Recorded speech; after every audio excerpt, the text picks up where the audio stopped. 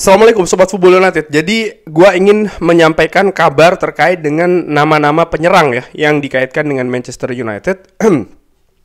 Termasuk juga pemain yang saat ini masih membela Manchester United, yaitu adalah Rasmus Højlund, yang diinformasikan oleh Fabrizio Romano di channel yang berbahasa Italia ini mengatakan bahwa Inter Milan masih melakukan pembicaraan dengan Rasmus Højlund dan juga Manchester United. Belum ada tawaran resmi karena valuasi dari Manchester United masih dinilai terlalu tinggi. Wah, jadi valuasi dari Manchester United masih dinilai terlalu tinggi oleh Inter Milan. Padahal Manchester United memasang valuasi tersebut untuk menghindarkan dari kerugian PSR. Angkanya berapa? Sekitar 47-48 juta euro. Kalau dinilai memang tinggi sekali karena Rasmus Højlund didatangkan juga dengan angka yang sangat tinggi ya, kurang lebih 80 jutaan euro. Ini manajemen Manchester United, sekali lagi, ini manajemen Manchester United yang melakukan bisnis menurut gue dengan tidak cermat. Padahal pada saat itu Erik ten Hag meminta untuk mendatangkan Harry Kane. Katakanlah harga dari Rasmus Højlund ini 85 juta euro. Dengan 15 juta euro lagi, 100 juta euro itu ya, ataupun tambah sedikit lah, sekitar 20 juta euro, sudah cukup, apa ya, menurut gue sudah cukup bisa membuat Manchester United ini melakukan tawaran kepada Tottenham Hotspur, dan angkanya juga menurut gue angka yang mungkin akan sulit untuk ditolak. Tapi inilah kinerja dari manajemen Manchester United pada saat itu, dan imbasnya rencana untuk melepas Rasmus Højlund juga mengalami tantangan yang cukup tinggi ini menurut gue. Jadi diinformasikan oleh Fabrizio Romano memang belum ada tawaran resmi dan nilainya masih dinilai terlalu tinggi. Nah, ya lini depan Manchester United, terutama lini serang, ini juga sering dikatakan butuh kualitas baru, butuh penambahan skuad. Rasmus Højlund yang musim lalu tampil buruk menurut gua, jauh menurun dibanding dengan musim pertamanya, sering dispekulasikan akan cabut dari Manchester United. Tapi ini juga tidak bisa secara serampangan, tidak bisa secara asal-asalan, tidak bisa secara sembarangan, karena itu tadi gue bahas, ada unsur finansial ya. Apakah misalnya dia dipinjamkan dulu baru dengan kewajiban beli, ini mungkin bisa jadi salah satu solusi. Nah, kalau ingin memperbaiki kualitas lini depan, ya Manchester United tidak bisa hanya melepas saja, karena juga sering gue katakan di channel ini, solusi itu tidak hanya melepas saja, tapi juga menggantikan ya kan, siapa yang akan masuk. Nama-nama seperti siapa namanya, Viktor Gyökeres, menurut gue lupakan. Gyökeres saat ini dia lebih memilih Arsenal ya, walaupun Arsenal juga masih belum tentu akan bergerak mendatangkan Gyökeres. Lalu Victor Osimhen tidak pernah ada mulai pembicaraan ya menurut gue, karena nilai gajinya terlalu tinggi dan tidak ada mungkin semacam kayak pertanda pihak dari Victor Osimhen ingin untuk menurunkan gajinya. Nama-nama lain bahkan seperti kayak Jonathan David yang sering disebutkan oleh fans, termasuk juga gue, pemain ini bagus di Liga Prancis. Pemain gratisan tentu saja karena kontraknya bersama dengan Lille sudah selesai, tapi tidak pernah ada kabar yang mengaitkan Manchester United dengan Jonathan David sampai dengan sejauh ini. Mateta sempat dikabarkan awal-awal ya, tapi tidak pernah ada pergerakan yang real, yang nyata juga. Jadi ini juga menyebabkan ada banyak spekulasi dan kabar yang terbaru. Ini ada beberapa nama yang dikaitkan dengan Manchester United untuk posisi lini serang. Dari L'Équipe menginformasikan bahwa Manchester United saat ini melihat Randal Kolo untuk pemain yang dipantau ya. Randal Kolo penyerang muda yang musim lalu memperkuat Juventus dengan status pinjaman dari PSG. Pemain masih berusia 26 tahun. Valuasi saat ini ada di angka 26,4 juta. Dia tampil bagus di Eintracht Frankfurt, tapi justru tampil menurun di PSG dan tampil lumayan di Juventus. Akankah Manchester United bergerak untuk mendatangkan Randal Kolo Muani? Dan Randal Kolo Muani ini bukan nama baru di daftar penyerang yang ingin direkrut oleh Manchester United.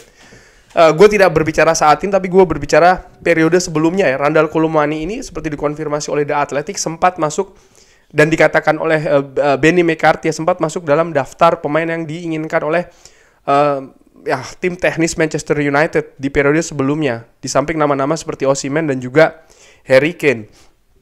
Selain Randal Kolo Muani, gua juga mendapatkan informasi sebentar nih ya. Gua ingin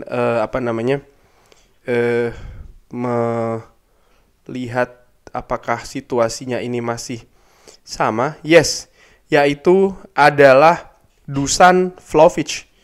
Vlahovic ini juga dikaitkan dengan Manchester United. Dusan Vlahovic sempat diincar ya dengan Arsenal di periode-periode sebelumnya, dan di beberapa waktu terakhir ini dikaitkan dengan Manchester United, Dusan Vlahovic, di mana ya saat ini Arsenal lebih melihat pemain lain ya kan, Sesko dan juga Viktor Gyökeres. Dusan Vlahovic membela Juventus. Transfer dari Fiorentina ini cukup tinggi pada saat itu, 81 juta di tahun 2022. Kontraknya akan berakhir tahun 2026. Jadi memang ada urgensi untuk pemain ini memutuskan situasinya di musim panas kali ini. Kalau dia ingin tetap bersama Juventus, ya dia harus melakukan perpanjangan kontrak. Jika tidak, Juventus harus melepasnya saat ini. Jika tidak, dia akan lepas secara gratisan. Berusia 25 tahun, merupakan penyerang yang dalam 3 musim terakhir ini memang diandalkan oleh Juventus. Memiliki kemampuan mencetak gol. Gue juga suka pergerakan dari Dusan Vlahovic. Tapi bagaimana menurut Sobat Football United? Apakah Dusan Vlahovic ini merupakan sosok yang tepat untuk meningkatkan kualitas lini depan Manchester United? Kalau gue secara ringan amatiran, gue melihat emang ada potensi dari seorang Dusan Vlahovic. Tapi memang harus dianalisa lagi ya, untuk dilihat apakah memang betul Dusan Vlahovic ini misalnya dinilai bisa menambah kualitas lini serang Manchester United. Karena gue tidak tahu apakah Dusan Vlahovic pernah bermain dengan sistem 3 back di belakang. Artinya dia menjadi penyerang tunggal dengan 2 gelandang serang di belakangnya. Ini juga menarik ya. Gua juga suka pergerakan atau mobilitas dari Dusan Vlahovic. Ini cukup oke menurut gua. Dari situ dia memiliki, gua pikir ya secara ringan amatiran, dia memiliki semacam kayak dasar ataupun potensi yang bagus nih untuk bermain di sistem 3-4-2-1. Tapi gua ingin dengar juga dari Sobat Football United nih, bagaimana Dusan Vlahovic. Valuasi saat ini ada di angka 33 juta euro versi Flash Score. Nah, yang terbaru selain Dusan Vlahovic, ada nama pemain yang sempat dikaitkan dengan Manchester United sebelumnya, yaitu adalah Christopher Nkunku. Sempat dikaitkan pernah menjadi pemain yang akan dipinjam ya kan untuk lini depan Manchester United. Dikabarkan oleh L'Équipe bahwa Manchester United telah membuat kontak dengan pihak Christopher Nkunku, tapi belum ada official bid dari Manchester United. Nkunku sendiri, pemain nasional Prancis ini membela Chelsea setelah sebelumnya pindah dari Red Bull Leipzig di tahun 2023 dengan angka cukup tinggi, 60 juta euro. Tapi menit bermainnya ataupun masa bermainnya ini masih sangat kecil sekali ya. Bahkan di 2 musim di Premier League dia baru mencetak 6 gol. Ini angka yang sangat rendah sekali. Karirnya di Chelsea lebih banyak terhalangi oleh situasi cedera ya. Jadi pemain berusia 27 tahun ini dengan valuasi saat ini ada di angka 34 juta euro.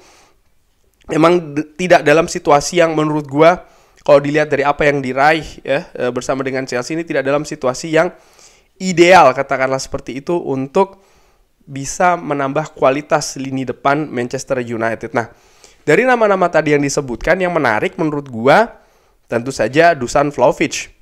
Nah, informasinya Juventus ini sudah melakukan, gua ambil dari tim Talk ya, Juventus sudah melakukan kontak dengan Manchester United untuk melakukan eksplorasi kemungkinan ya, melakukan swap nih, kesepakatan swap atau pertukaran secara langsung, menyertakan Jadon Sancho dengan Dusan Vlahovic atau Douglas Luiz. Nah, ini Douglas Luiz gue tidak ingin bahas lebih lanjut karena tidak dalam posisi penyerang kan ya, Douglas Luiz di Juventus. Pemain ini lebih menempati posisi tengah, pemain yang sempat membela Aston Villa, pemain Brazil.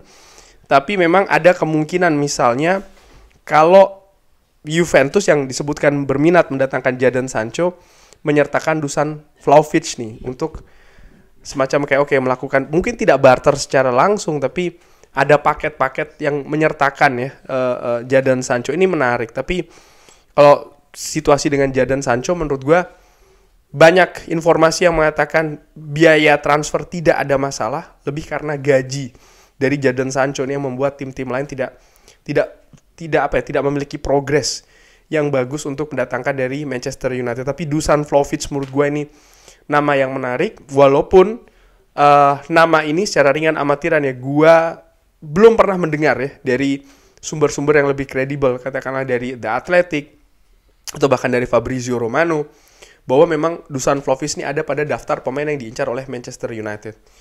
Yang gue tidak ingin adalah, sebelum gue akhiri video ini, yang gue tidak ingin adalah jadi keputusan mendatangkan Dusan Vlahovic ini tidak disertai dengan analisa yang panjang, analisa yang detail.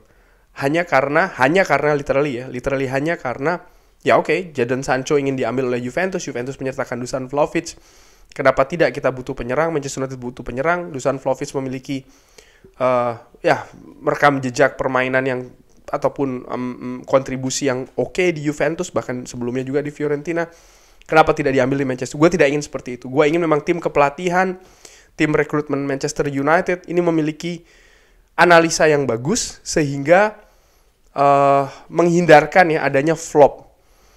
Sudah terlalu sering di bursa transfer beberapa nama besar dikaitkan dengan Manchester United, nama-nama yang membuat fans ini excited ya, fans ini tertarik, tapi ketika datang ke Manchester United justru penampilannya menurun, dan ini menurut gue yang harus dinilai. Misalnya memang Manchester United berminat untuk mendatangkan Dusan Vlahovic.